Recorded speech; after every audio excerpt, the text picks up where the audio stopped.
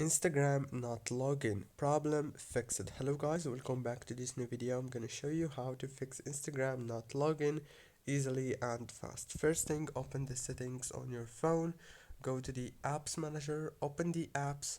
Now on this page on your phone you will find all the apps that you have on your phone.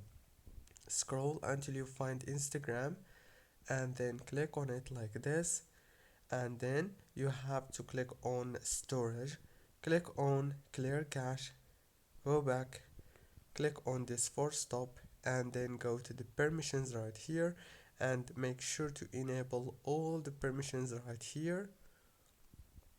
After that you have to do one last thing, which is you have to update your Instagram into the latest version in the Play Store or the App Store. Don't forget to like, subscribe.